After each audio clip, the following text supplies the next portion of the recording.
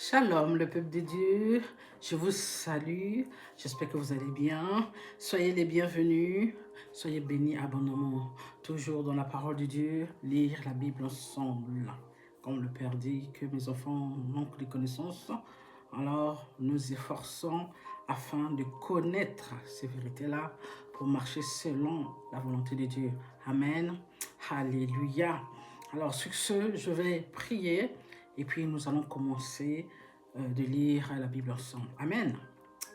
Tendre Père, merci Père de permettre encore ce moment d'être dans ta présence afin de lire la Bible ensemble comme tu nous l'as demandé Père. Merci Père mon roi, dans le nom de Jésus, accompagne-nous, illumine-nous afin que nous comprenions tes récits Père, l'histoire de nos ancêtres. Dans le nom de Jésus, ainsi j'ai prié. Amen, amen et amen. Amen le peuple de Dieu. Alléluia. Alors, comme nous avons commencé le livre de Chroniques, et puis on a sauté pas mal de pages parce qu'il y a beaucoup de noms, des noms des ancêtres, de nos ancêtres, il faut dire ça comme ça. Et donc, j'ai passé toutes ces pages et j'ai encore, aujourd'hui encore, je ne lirai pas la page 8 parce qu'il y a encore de noms, vous pouvez aller voir vous-même.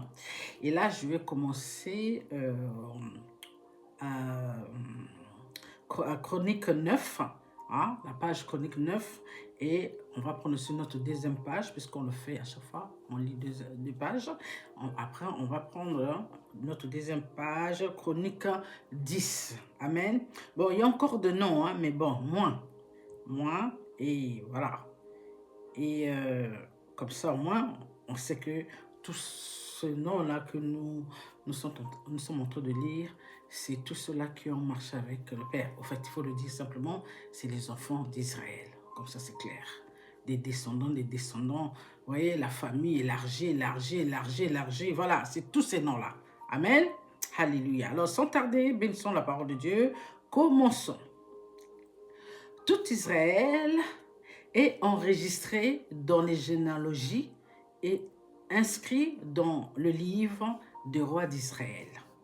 Et Juda fut emmené captif à Babylone à cause de ses infidélités.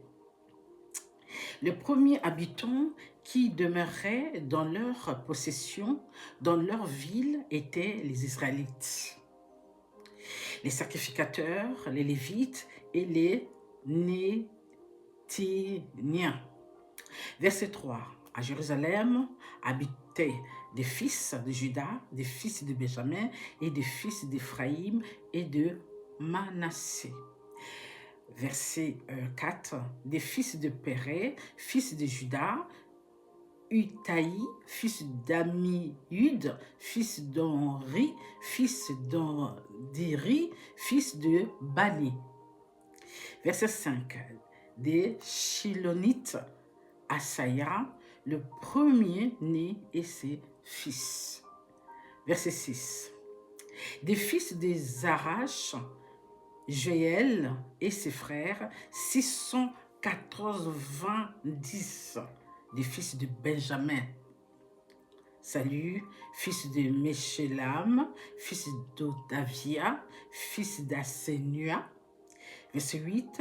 Jebnéa, fils de Jorachan, Ela, fils d'Uzi, fils de Mikri, Meshulam, fils de Shephatia, fils de Ruel, fils de Jebnia. Verset 9, et leurs frères, selon leur génération, 956, tous ces hommes étaient chefs de famille dans leur maison, dans la maison de leur père. Verset 10. Des sacrificateurs, Jedaïa, Jaïb, Jakim. Verset 11.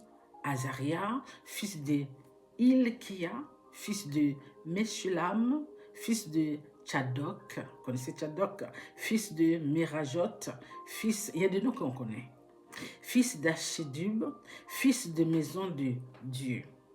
Verset 12, Adaja, fils de Jorochan, fils de Bashur, fils de Malkia, Maïsaï, fils d'Adiel, fils de Jaxera, fils de Meshulam, fils de Meshilémite, fils d'Emer. On retrouve les noms qu'on a déjà lus. On continue quand même. Verset 13. Et leurs frères, chefs de maison de leur père, 1160 hommes vaillants. Vous vous imaginez, à chaque famille, on vous donne le nombre qu'ils étaient. Ici, on nous dit, ils étaient comment 1760 hommes vaillants occupés au service de la maison de Dieu. Donc, chaque groupe, chaque tribu avait un service à faire auprès de Dieu. Pour la maison de Dieu, pour le peuple de Dieu, pour le service. Ok? Puis souvent. Verset 14. Des Lévites, Shemaya, fils de Hashub, fils d'Azrikam, fils de Akshabia, des fils de Merari, on connaît aussi le nom de Merari, verset 15, Makbakar, Eresh, Galal, Matania, fils de Miché, fils de Shikri, fils d'Achaf, verset 16, Adias, fils de Shemaya, fils de Galal, fils de Jédudum, Berekia, fils d'Assa, fils d'Elkana, qui habitait dans les villages des Nétophatiens. Verset 17. Et le portier Shulam, Akum, Talamon, Achiman et leurs frères Shalum étaient le chef. Verset 18. Et jusqu'à présent, il est à la porte du roi. À l'Orient, ce sont là les portiers pour les champs des fils de Lévi. Verset 19. Shalum, fils de Corée, fils de Biasaph, fils de Corée encore, et ses frères de la maison de son père, les Coréites, remplaçaient les fonctions de gardiens des seuils de la tente. Leur père avait gardé l'entrée du camp de l'Éternel. Donc, c'est les descendants de ceux-là qui ont, comme je vous ai dit, les descendants des descendants des descendants. Amen. Alléluia. Continuons quand même. Verset 20. Et Phiné, fils d'Éléazar, avait été autrefois leur chef. Et Éternel était avec lui. On connaît Éléazar, n'est-ce pas? Verset 21. Zacharie aussi, on connaît. Zacharie, fils de Meshélamia, était portier à l'entrée de la tente d'assignation. Verset 22. Ils étaient en tout 200, en tout 212 choisis pour portier des seuils et enregistrés dans les généalogies d'après leur village. David et Samuel, le voyant, les avaient établis dans leurs fonctions. Verset 23. Eux et leurs enfants gardaient les portes de la maison de l'Éternel, de la maison de la tente. Verset 24. Il y avait des portiers aux 4 vents, à l'Orient, à l'Occident, au Nord et au Midi. Verset 25. Leurs frères qui demeuraient dans leur village devaient de temps à autre venir auprès d'eux pendant 7 jours.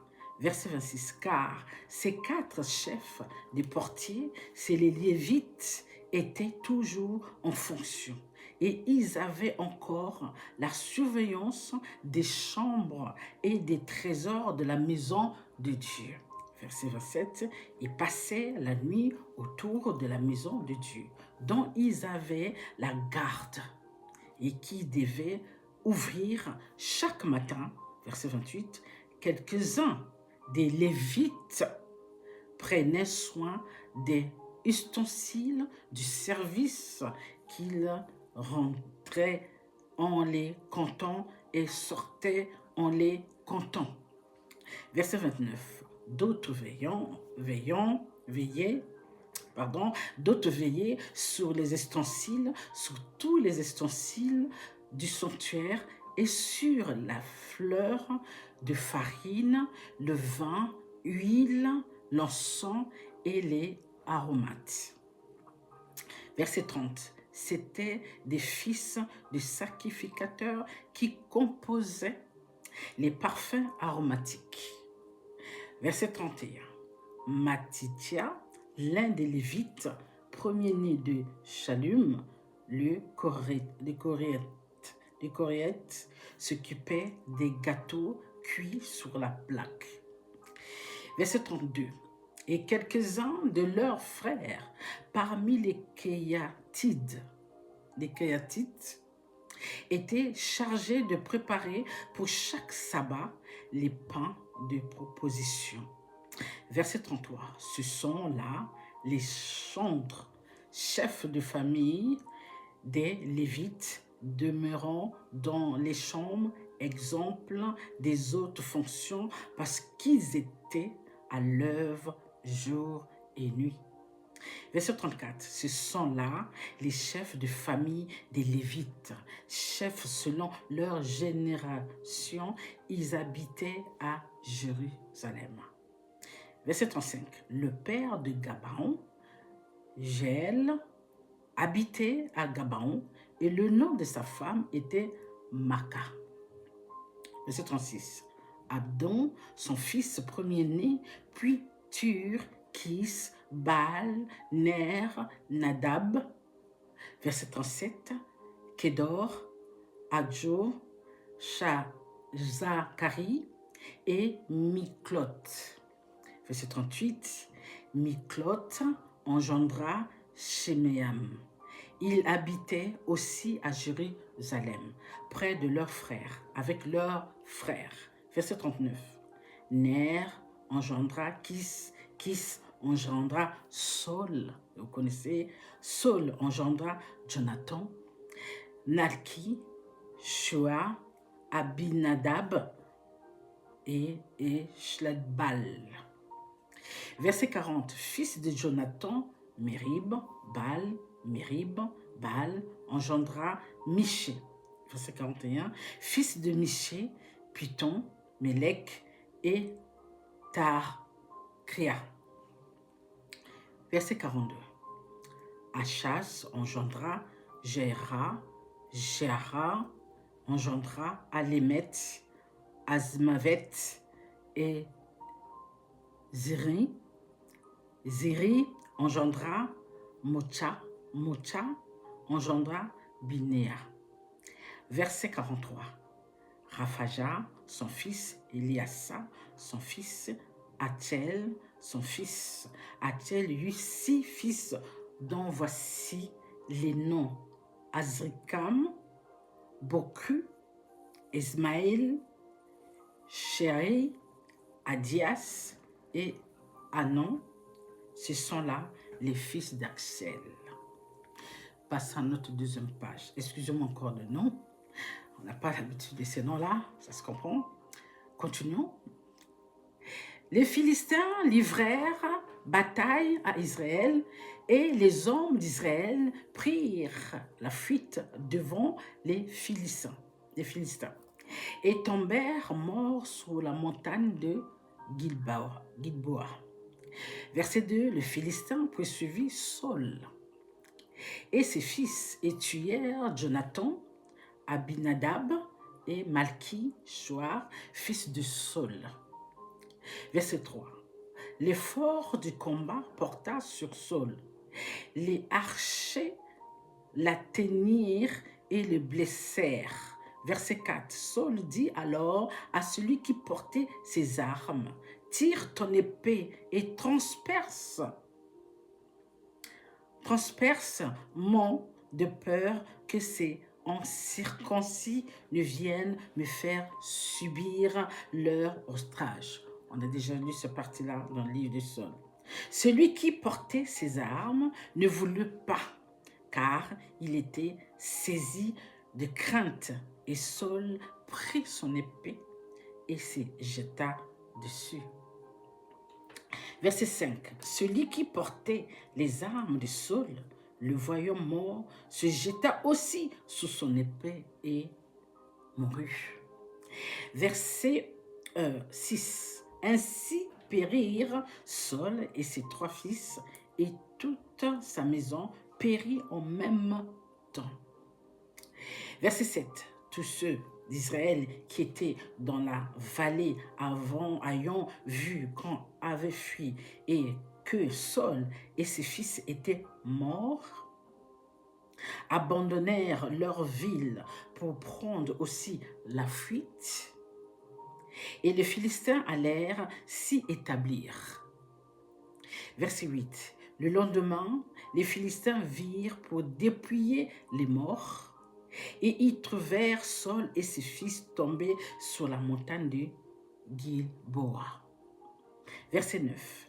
Ils le dépouillèrent et emportèrent sa tête et ses armes. Puis ils firent annoncer ces bonnes nouvelles par tout le pays des Philistins, à leurs idoles et au peuple. Verset 10. Ils mirent les armes de Saul dans la maison de leur Dieu, que vous connaissez, qu'on avait mis le Père avec leur Dieu. Et à chaque fois lorsqu'ils venaient voir là où il y avait leur Dieu et le Dieu d'Israël qui est notre Père, ils voyaient que leur Dieu était par terre devant le Père. Ils ne comprenaient pas comment leur Dieu, de là où il était, tous les jours lorsqu'ils venaient, tous les moments qu'ils venaient, ils trouvaient que leur Dieu, là où ils avaient placé le Dieu en question de bois, était devant le Père, par terre. Vous voyez le miracle de Dieu? On avait déjà parlé aussi, pour montrer que c'est Dieu qui est le Père, peu importe. Amen. Puis souvent donc, ils dépouillèrent et emportèrent sa tête, la tête de Saul, et ses armes, puis ils firent annoncer ces bonnes nouvelles par tout le pays des Philistins à leur idole et au peuple. Verset 10. Ils mirent les armes de Saul dans la maison de leur Dieu et ils attachèrent son crâne dans le temple de Dagon. Voilà, leur Dieu Dagon. Verset 11. Tout Jabé en Galade ayant appris tout ce que les Philistins avaient fait à Saul. Verset 12. Tous les hommes vaillants se levèrent, prirent le corps de Saul et ceux de ses fils et les transportèrent à Jabé. Ils enterrèrent leurs os sous le térébinthe à Jabé et ils jeûnèrent 7 jours. Verset 13. Saul mourut parce qu'il se rendit coupable d'infidélité envers l'Éternel, dont il n'observa point la parole parce qu'il interrogea et consulta ce qui évoquant les morts. Verset 14. Il ne consulta point l'Éternel, alors l'Éternel le fit mourir et transféra la royauté à David, fils d'Isaïe. Bénissons la parole de Dieu. Alléluia, amen. On arrive à comprendre tout ça. Donc, ce que Paul a eu, la mort de Paul, c'était déjà programmé par le Père. Il a permis que des Philistins puissent vaincre Saul. Il faut savoir une chose. L'armée des Israélites, c'était l'armée le plus fort à l'époque. Personne ne pouvait le combattre. Et c'est Dieu qui les guidait. Et c'est Dieu qui les accompagnait. Si le Père disait non, n'allez pas, ils n'allaient pas. Si celui qui était timbré voulait partir, il était mort d'avance. Donc il fallait bien écouter, il fallait bien respecter, il fallait obéir à rien faire. Quand le Père disait oui, allez-y, je vous livre vos ennemis, oui, là, tout le monde pouvait courir. Même un enfant pouvait y aller. On ne pouvait pas le toucher parce que Dieu était devant eux pour les protéger et combattre leurs ennemis. Et quand le Père dit non, ils écoutaient aussi. Ils n'allaient pas. Lorsqu'ils faisaient leur tête, lorsqu'ils désobéissaient, voilà ce qui arriva, c'est la mort. Et c'est leurs ennemis qui les combattaient. Et il est amené en captif. C'était comme ça avec le Père. Comme dans les récits, il dit, je vais vous livrer à vos ennemis. C'est-à-dire que le Père n'a même pas besoin d'aller de midi à 14 heures. C'est pourquoi je vous dis toujours, le Père connaît nos ennemis. Le Père connaît qui nous aime pas et qui nous aime. Le Père connaît qui les aime pas et ceux-là qui l'aiment. Le Père connaît tous ses enfants, il connaît tout ce qui se passe sur la terre. Ne pensez pas que Dieu ne sait rien. C'est pourquoi je dis toujours, il y a des choses qui nous arrivent, il y a des choses qui arrivent aux enfants de Dieu, sans savoir que c'est parce que nous avons mal marché. Nous avons posé des actes qu'il ne fallait pas poser. Nous étions méchants, méchantes. On a fait qu'à notre tête, croyant que non, rien ne va se passer. La plupart, c'est ce qu'ils disent. Oh, mais je vais faire, qu'est-ce qui va se passer? Oh, le Dieu, quel Dieu? Mais Dieu entend. Le timing de Dieu est déjà en route. Dès que le jour-là arrive, le rendez-vous que Dieu avait dit, avait pris pour faire justice, il sera là. Il n'est jamais en avance. Il n'est jamais en retard, mais il va être à l'heure. Il fera sa justice. Peu importe, il fera sa justice. Parce qu'on n'a pas obéi, parce qu'on n'a pas écouté, parce qu'on a fait du mal, parce qu'on méprise, parce qu'on jalouse. On est méchant, méchante. On fait des choses qu'il ne faut pas faire. Pour tout, pour rien, on veut du mal. On jalouse. On met des pièges. Mais Dieu n'oublie personne. Il dit, j'oublie personne. Il n'oublie pas que tu as fait ceci. Il n'oublie pas que tu as haï ton frère. Il n'oublie pas que tu as haï ton père. Il n'oublie pas que tu as haï ton frère. Il n'oublie rien du tout. Que tu as posé des actes qu'il ne fallait pas poser. Peu importe le temps, Dieu va être à l'heure pour faire justice. Il avait dit. Il a dit dans la Bible, je rendrai le mal qu'on vous a fait. Alors si nous sommes les enfants de Dieu, si nous savons que nous avons fait du mal, il faut se repentir. Ah oui, il faut se repentir. Afin que vraiment le Père ne rende pas le mal là. Il faut demander pardon au Père. Afin que ce qu'il avait décidé de faire, qu'il ne puisse plus le faire. Parce que quand tu te repens, tu reconnais le mal que tu as fait. Et en te repentant, tu sais très bien que tu ne vas pas recommencer ces choses-là, même avec quiconque. Ça s'arrête là. Tu demandes pardon, donc tu ne vas plus recommencer ça. Ça ne sera plus ton partage. N'y pense même pas, sinon rebelote. Le nombre de fois tu vas partir, le nombre de fois aussi le Père va faire sa justice. C'est clair. À nous de faire attention, comme je dis, à nous d'obéir. Efforçons-nous. Ce n'est pas évident, oui, mais avec le Père, avec le Saint-Esprit, avec Jésus qui intercède pour nous, on va arriver. Acceptons, obéissons, même si c'est dur. Allons-y seulement. Amen. Sur ce, je vous aime. Je vais prier. Merci Père, merci mon roi, pour ce moment que tu as permis, que tu as accordé, Seigneur. Voilà, Père, que nous allons vers la fin de l'année 2025. Père, je te confie mes frères et sœurs, nos enfants, nos ados, nos familles, afin, Papa, que tu nous accompagnes tous à la fin de l'année, afin que nous commençons l'année 2026 avec toi.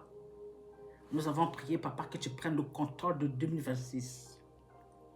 Nous avons prié, nous avons prié la parole, comme quoi que nous avons possédé l'année 2026.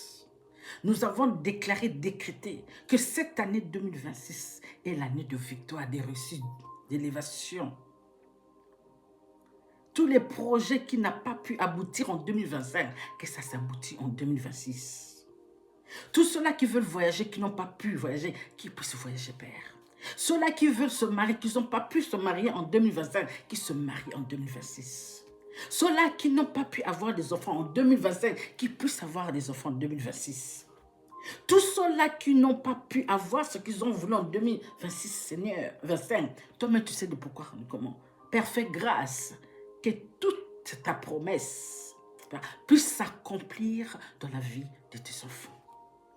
Devance l'année 2026, Seigneur. Prends le contrôle de l'année 2026. Nous savons quand tu devances, quand tu prends le contrôle de l'année 2026, nous sommes en sécurité. Tes promesses vont fleurir, vont s'accomplir, Père. Et tout ce que tu n'as pas planté dans nos vies, ça ne va pas fleurir, ça ne va pas s'accomplir. Mais ce que tu as planté sous chacun d'entre nous, ça va fleurir en 2026. Père, tu as dit, déclarer, proclamer, appeler les choses que vous ne voyez pas, afin que ce soit là. Nous appelons la paix, la joie, le bonheur, la réussite, l'élévation, les bénédictions en abondance, les enfants en abondance, les mariages, Seigneur, des voyages, des projets qui n'ont pas pu aboutir en 2025. Que ça s'accomplisse en 2026. Guéris les malades. Que la santé soit au rendez-vous. Papa, que les maladies restent en 2025. Engloutis tout le mal que tes enfants puissent vivre en 2025. Engloutis toutes ces choses-là, tout ce qui était négatif dans la vie de ton peuple, de tes enfants, Seigneur. Que ça ne soit pas notre partage en 2025. Nous remettons 2020, que ça ne soit pas notre part en 2026. Nous remettons notre année 2026 dans tes mains, Seigneur. Nous savons que c'est toi qui gères. Nous sommes en sécurité, Papa. Tout ira comme tu veux. Tu planteras ce qui est bien dans nos vies, afin que ça fleurisse dans nos vies, Seigneur. Et tout ce qui n'est pas planté par toi, ça ne peut fleurir. On va tes oiseaux, afin que ça puisse tout consommer, que ça puisse même pas fleurir, même pas, Seigneur, que ça puisse pourrir, au nom de Jésus. Alléluia. Merci, Seigneur, merci, mon roi. Merci dans le nom de Jésus. Père, nous remettons la fin de l'année 2025 et nous te remettons aussi l'année 2026, nouvelle année. Tout doit être nouvelle, Seigneur. Le passé est passé. Tout est devenu nouvelle, Seigneur. Nous comptons sur toi. Nous remettons tout dans tes mains, Seigneur. Tu connais les désirs de chaque enfant. Il n'y a rien qui échappe à tes yeux. Il n'y a rien qui échappe à tes oreilles. Il n'y a rien qui échappe à toi, Père. Tu connais aussi nos ennemis. Ceux-là qui essaient de vouloir continuer le mal là, en 2026, Seigneur. Qu'ils ne puissent rien faire. Ta parole nous dit ceci. Malheur à celui qui est la cause de la chute de son frère, qu'il soit pendu par le cou, par le meurtre du moulin, qu'il soit jeté dans la mer profonde. Papa, que ce soit pour ceux-là qui veulent du mal à tes enfants, qui veulent mettre des pièges, qui ne veulent pas que tes enfants soient élevés, qui ne veulent pas que tes enfants reçoivent ta bénédiction, qui ne veulent pas que tes enfants soient en bonne santé. Père, mon roi, nous remettons ça aussi dans tes mains. À toi la justice, à toi la vengeance, à tous ceux-là qui vont vouloir enterrer tes enfants. À toi la justice, à toi la victoire, Seigneur mon roi. Alléluia. Dans le nom de Jésus, je lève ton nom, Seigneur. Je loue ton nom, j'acclame ton nom. Ainsi je prie. Amen, amen et amen. Amen, le peuple de Dieu. Soyez bénis abondamment, soyez sages et faites attention. Faites attention. Amen, je vous aime. Bye.